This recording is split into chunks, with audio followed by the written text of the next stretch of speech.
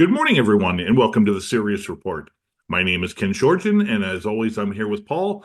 And Paul, in light of Russia's, for all intents and purposes, annexation of Velkia Novosilka in the Donbass region, we seem to have a number of different things that are pushing us towards a potential end to the Ukraine conflict. Paul, as always, I want to thank you for being a part of this discussion. And you've got some information and insight, some thoughts in regards to what's going on right now. Yeah, and obviously thank you as well for joining me. It's always a pleasure to do things together. So yeah, there's this idea we know that came about where Trump, and it was just electioneering to say, I'll end the Ukraine war in 24 hours. And it was just not reality. I mean, maybe Trump genuinely thought he could, and then he had a reality check when it wasn't possible. And then there's this reported 100-day peace plan, which revolves around Kellogg, who's his special envoy to Ukraine. And I thought it was worth discussing some of the points, because I think some of them have validity, some of them absolute nonsense. And we'll go through why, and also how this ties in with the Russian perspective. Now, the one thing it does state is that Ukraine will not be a member of NATO and would have to declare neutrality. And the decision to ban Ukraine from joining NATO would have to be approved at a NATO summit. So there's none of this. Well, we promise we're not going to move our NATO alliance further east. It would be written in stone, and all NATO members would have to agree. Now, whether that's sufficient for Russia, it remains to be seen, because there's zero trust, whether it's a Biden administration or Trump. Okay, declaring neutrality. Well, what does that mean in reality? And, if you're neutral, then really you should be a country that isn't trying to build a military force to fight a future war with Russia or anyone else. Okay, you have to have some provision with regards to neutrality, that Ukraine can't in the future potentially be subject to invasion. I'm not suggesting it'll happen, but just for argument's sake, if Belarus was to decide to do that, there has to be some provision. And then I think the other first point I'd make, Ken, is that the Ukraine will be a member of the EU by 2030. Well, I don't think Russia cares one jot. And why should it if Ukraine's a member of the EU? But there's a hell of a kicker to this point, is because then the EU would have to undertake obligations for the post-war reconstruction of Ukraine, or what's left of it. So, I mean, yes, how very clever for the United States to go, this is nothing to do with us. Yeah, it wasn't our proxy war. We're just going to walk away. And by the way, Europe, you're going to have to stump up. There are hundreds of billions or whatever it takes to rebuild and reconstruct Ukraine. That's, from the US, a very smart move, but I cannot for the life of me see the European Union agreeing to that one in any way, shape, or form, particularly, and this remains to be seen, if you have non-EU corporations taking stakes in that country and being able to profit from the reconstruction of that country. So I think that point is fraught with danger, and it might, of course, therefore mean the European Union will go, we don't want anything to do with Ukraine. We don't want it to be a member of the EU, because I can see European Union countries not being particularly happy about them being part of the EU. And frankly, they won't meet the criteria in any way, shape, or form anyway. So I think they're just a couple of initial points, and we'll just go work on this basis, Ken, that you can chip in with your thoughts, and then we'll come back to some more of the points. Yeah, honestly, I think there's only three entities that would feel that they want to have a stake in what remains of Ukraine when all is said and done, and that's probably Poland, Lithuania, and whichever U.S. corporations want to go in there and do a Greece going after the infrastructure and any of the resources there. But other than that, you know, for the EU as a whole, trying to redevelop and rebuild Kiev and the western part of Ukraine would just be a boondoggle, probably even worse than what's going on in Greenland. Yeah, absolutely. It's just impossible. I mean, and it would just need so much money.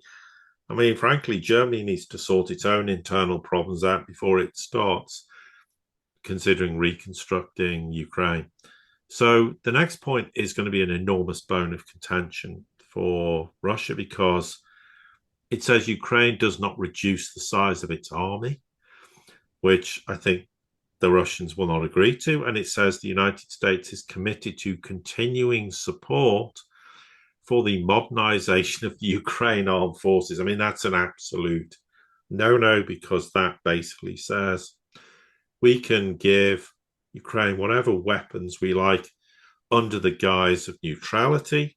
Oh, but they're not a member of NATO. But to be honest, to all intents and purposes, they might as well be a member of NATO, except because, of course, the United States is never going to run to the defense of Ukraine like any other NATO country if Russia attacks, because then it's World War III and the US doesn't want that. So I don't think they've got any chance of Russia agreeing to that.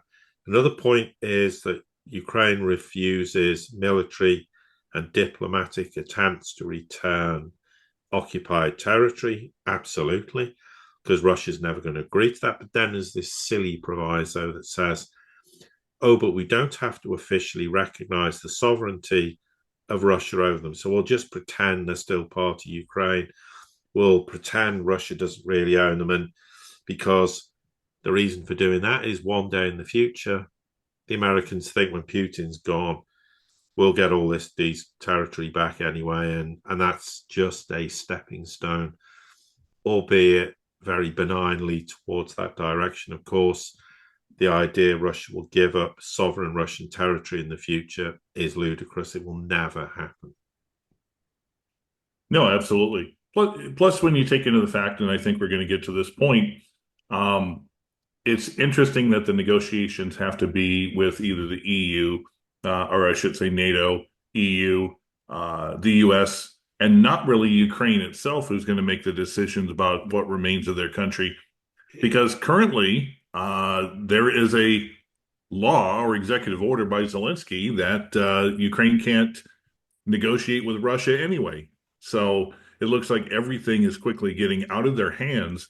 And if there's going to be a solution, it's going to be a solution that Ukraine has little say in it, and really is not going to have a determination of what its future is going to be. Yeah, agreed. The problem with that is, though, the United States doesn't want to be held to any agreement because it wants to walk away from this debacle and pretend it never happened. So in the end, it will kind of want to force Ukraine to take responsibility. So, and Russia's kind of intimated that, well, here there's a way around this. We'll talk to Zelensky, but when the agreement's reached, it's not to be signed by him because he's not the legitimate president. So therefore, that would mean you'd have to have elections. And then if he becomes the legitimate president again, so be it. That's highly unlikely. Someone else will be. Then they would have to sign their name on the dotted line. I don't think the US wants to be seen to be a guarantor or in any way, shape, or form having anything to do with this, because then they're going to be responsible. And okay, you can say you're committed to supporting the modernization of the Ukraine armed forces, but there's a world of difference between that and actually having to be directly hands-on with regards to the future of Ukraine. They want to hand that off to the Europeans, who won't get a say in it, although Europe, of course, will have a say in it by saying you're not part of the European Union. And when it comes to sanctions, really Russia doesn't care about them, but the United States thinks, well, we can remove some of those sanctions once we have an agreement in place. And then over a number of years, probably 3, we'll start to remove other sanctions. Russia go, do you know what? We don't care. You can leave them. In fact, sanction us some more because it accelerates our move away from being dependent on the West and becoming self-sufficient. But an interesting question came out where all restrictions on the import of Russian energy resources to the EU will be lifted. That's a bit interesting because that implies the United States doesn't think in any way, shape, or form, as we've said in the past, that it can provide Europe's energy needs, which it can't.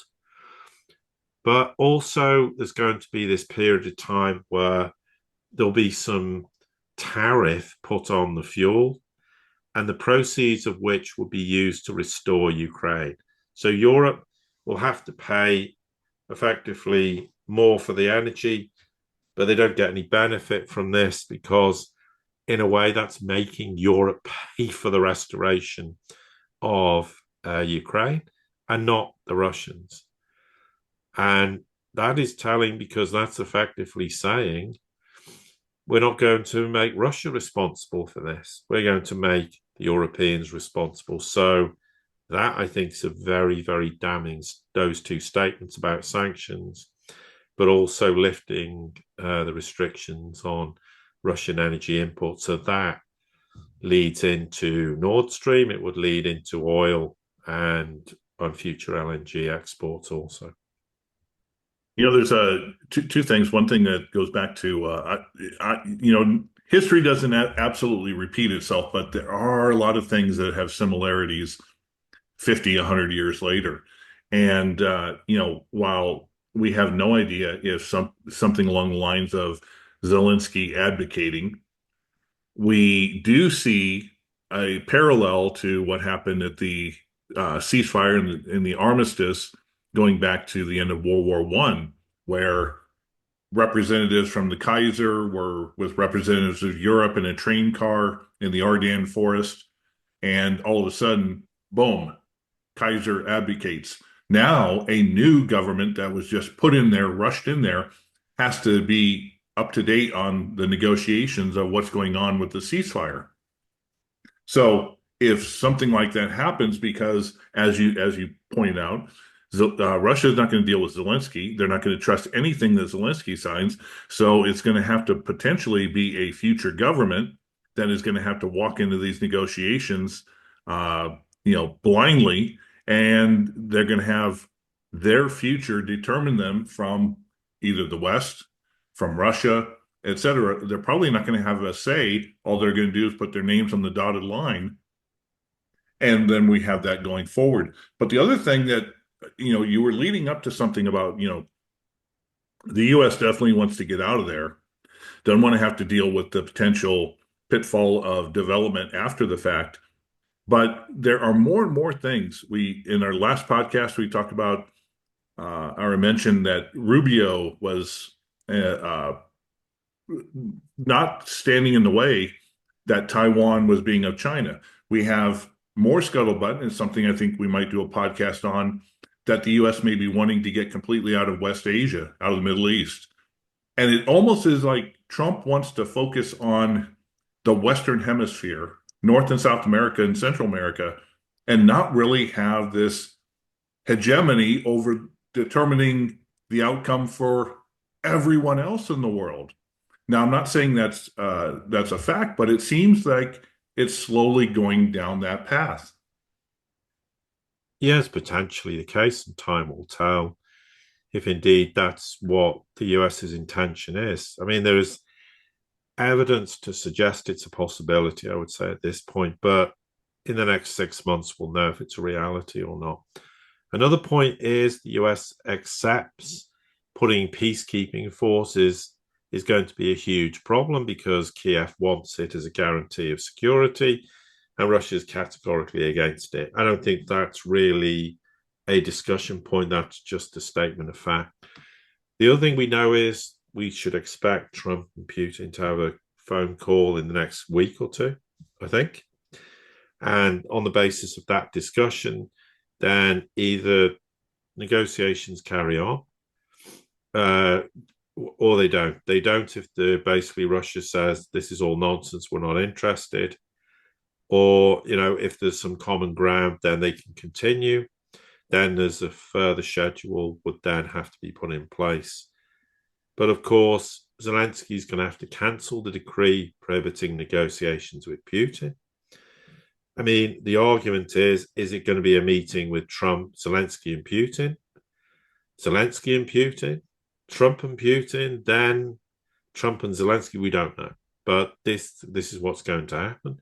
But given the US doesn't seem to want to directly get involved, because for the reasons we've already just stated, then the argument might be ultimately Zelensky and Putin will have to sit there and hold the negotiations and discussion. Then ultimately, when there is going to be presidential elections, which was earmarked to happen sometime in the summer, and then parliamentary elections later on the year, then someone can sign off on this. Now, that also remains to be seen, and there are kind of dates the United States thinks appropriate, which may all go completely out the window because Russia says, well, there's too many points of disagreement on this, so we're not interested. I think what the US is hoping is it'll make Russia look intransigent, and they're the ones trying to stop the end of the war. And that's partly why they put points in there they know full well Russia will not agree on, but they'll try anyway in some hope that they can have some kind of compromise from Russia in the future. Something else to add. It appears that the Trump administration and Congress have two things going side by side. One, the administration put a 90-day hold on any type of foreign aid. Now, that doesn't mean necessarily that arms that were already purchased or have already been facilitated might not find their way into Ukraine, but it appears that the money that has been running, allowing Zelensky to run his government as well as run the war may be quickly coming to an end. The same thing is that Congress is now putting in to do an audit of all the money that's been sent to Ukraine. And if they find that a lot of it has been, arms have been sold off in the black market, the money's been wasted, etc., then you might start getting Congress on board with pretty much ending any type of economic cash going to Ukraine, which is going to see Ukraine pretty much fall apart nearly overnight. Yeah, that's true. What I can add to that, we know this, is while all these negotiations are underway or not, or the war continues, Trump is not going to block sending military aid to Ukraine.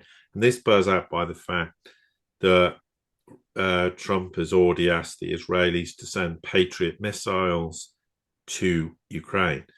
That is military aid. There's this idea that they're going to send them no military aid is not the case. That might change in the future for the reasons you've correctly outlined, Ken.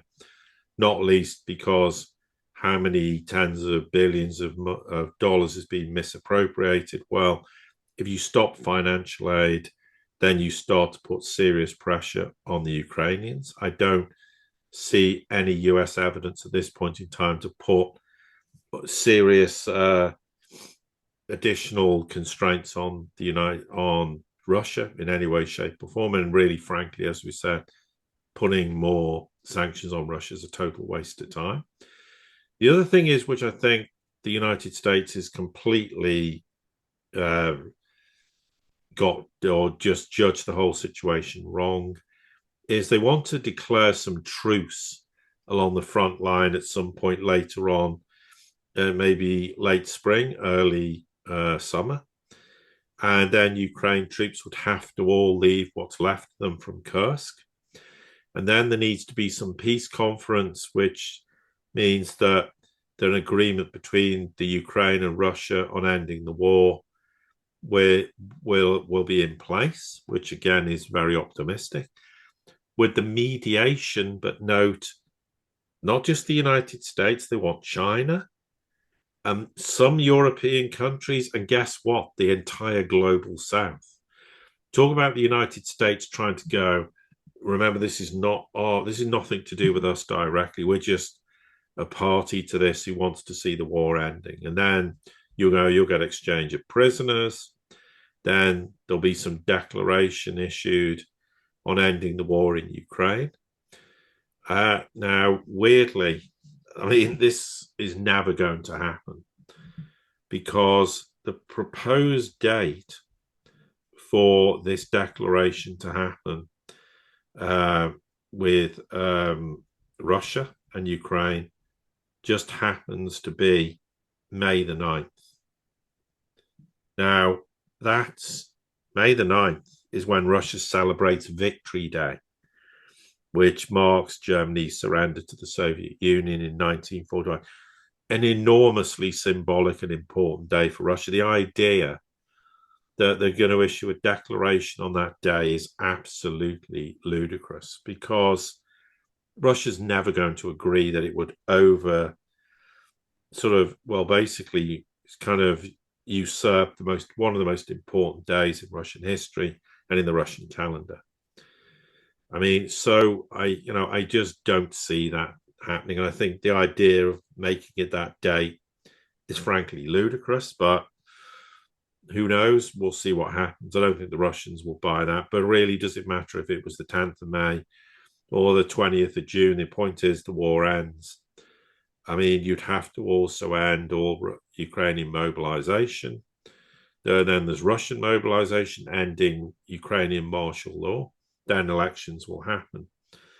So, again, there's lots of speculation on dates. I mean, but unless there's an agreement in place, Russia is not going to stop the war. And I think, ironically, at least the US now recognizes that negotiations can be underway, but the war will continue and it won't end until there is a concrete agreement that is rubber stamped and signed by all parties and includes, of course, those who are supposed to be part of the mediation process as well. Not said they're going to sign the agreement, but this is the US trying to politically find a way to go, well, the war was nothing to do with us. We were just supporting Ukraine against the Russian aggression. Ukraine didn't prevail, but neither did Russia, they'll say, because Russia didn't win the war because they haven't taken the whole country, and we've agreed they can sort of keep this territory, but not really accepting it's part of Russia. It's just a way for the US to walk away from an absolute massive shit show and frankly, enormous embarrassment to the US that Russia has defeated NATO effectively, defeated the United States, but they would never want to sit there and admit that because it's too embarrassing. But that effectively is what in the nuts and bolts of this 100-day plan. And I think that's probably, I'd like you to comment on what I've just said, Ken, but I think that's probably a good point to stop talking about Ukraine because I think we've kind of done enough today. If we carry on, then we end up doing 45 minutes or an hour. I don't see any point in doing that. No, absolutely. The only thing I'd be in agreement is just as we're seeing with Russia, with I don't even want to try to pronounce that name again, Velika Nova, whatever. Yeah, Russia is just going to continue on, even when the negotiations are in play, whether we have the Trump-Putin communication in a few days. But the fact of the matter is that Russia's got the upper hand. They are not going to fall into the trap that happened in 2014 or shortly after that.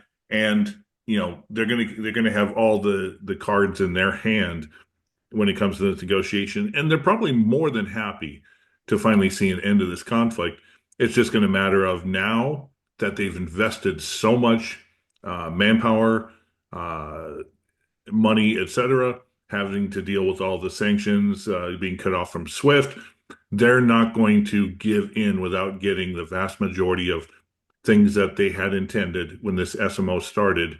And that's something that I think very quickly the West is going to realize, especially the Trump administration.